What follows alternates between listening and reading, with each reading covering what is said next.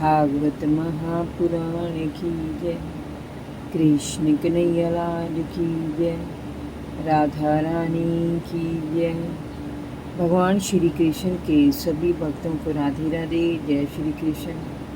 आज मैं आपको सुनाऊंगी भागवत महापुराण में छठा स्कंद में 7वां अध्याय बृहस्पति द्वारा देवताओं का त्याग और विश्व रूप का पुरोहित होना। परीक्षित ने पूछा, मुनिवर, देवताओं के गुरु आचार्य बृहस्पति ने देवताओं को किस कारण से त्याग दिया था?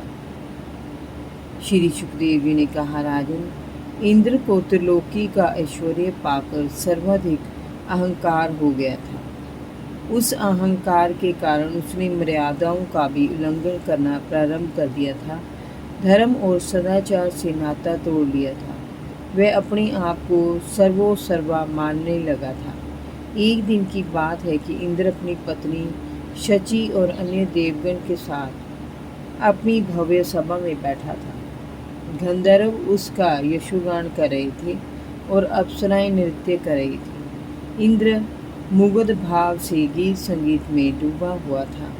उसी समय आचार्य बृहस्पति सभा में आए, परंतु ना तो इंद्र उनके समान में खड़ा हुआ, ना देवताओं ने ही उन्हें आसन दिया। बृहस्पति को अपना बड़ा अपमान लगा। वे उल्टे पांव वहां से लौटकर अपने निवास स्थान पर चले गए। तभी इंद्र को अपनी गलती का एहसास हुआ तो वह शोक में डूब गया और आत्म पर लाभ करने लगा कि आज उससे बड़ा भारी अपराध हो गया है। ऐश्वर्य के मद में वह अपने गुरु का अपमान कर बैठा है। वास्तव में उसका ये कर्म अत्यंत निंदनीय है। ऐसे व्यक्ति जो अपनों से बड़ों का सम्मान नहीं करते, घोर नरक में जाने का योग्य है। जो भी ऐसे लोगों की बातों पर विश्वास करते हैं, वे पत्थर की नाव की भांति डूब जाते हैं। स्वर्ग की राज्य लक्ष्मी के मद में पड़ने के कारण ही उससे ये बड़ा भारी अपराध हो गया है। गुरुदेव, बृहस्पति तो ज्ञान के अथाह भंडार हैं। वह जाकर उनके चरणों में गिर जाएगा और अपनी मूर्खता के लिए उनसे क्षमा मांगेगा। देवराज इंद्र जब ऐसा सोच रहा था, तब आचार्य बृहस्पति अपने योग बल से अंतर ध्यान हो गए। इंद्र ने उन्हें बहुत ढूंढा, पर वे कहीं नहीं मिले। अब गुरुदेव के बिना उसे अपना स्वर्ग असुरक्षित लगने लगा। उधर असुरों को भी इंद्र और आचार्य बृहस्पति के अनबन का पता चल गया, तो उन्होंने अपने कुलगुरु शुक्राचार्य से आज्ञा लेकर स्वर्ग पर चढ़ाई कर दी। देवताओं पर उन्होंने ऐसे तीखे बाणों की वर्षा की कि देवता लोग घबरा कर वहाँ से भागने लगे। वे सभी सिर झुकाए ब्रह्मा जी के पास पहुँचे और अपनी सुरक्षा की दुहाई करने लगे। ब्रह्मा जी को देवताओं की बुरी दशा देखकर बहुत बड़ा दुख हुआ। उन्होंने देवताओं को धीरज बंधाते हुए कहा, देवताओं, वास्तव में आज तुमने बड़ा निंदनीय कार्य किया है।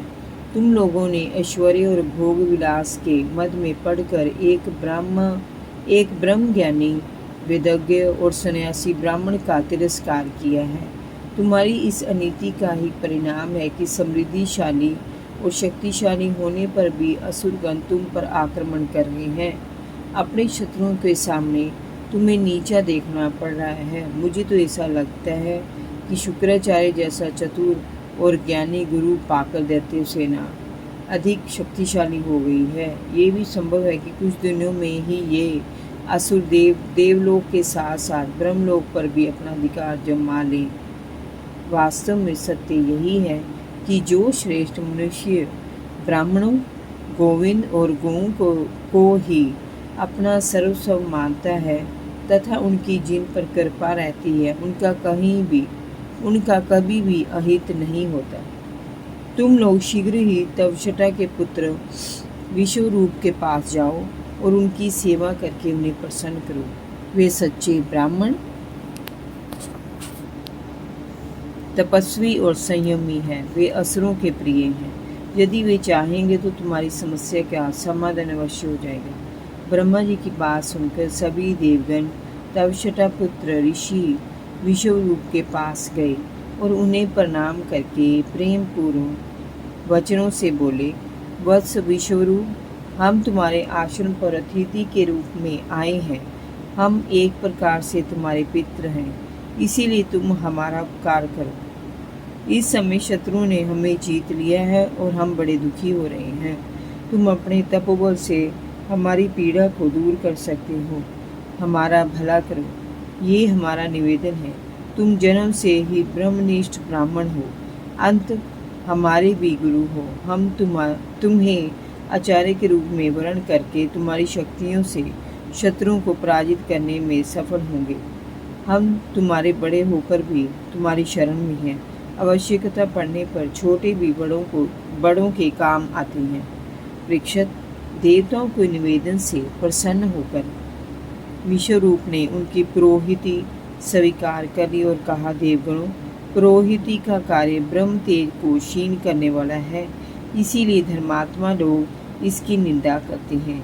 किंतु आप मेरे पितृ हैं, मेरे स्वामी हैं। आप लोग ईश्वर होकर भी मुझसे प्रार्थना कर रहे हैं। इस स्थिति में मैं आपको मना कैसे कर सकता हूँ?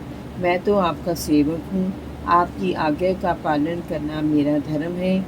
मैं अकिंचन हूँ।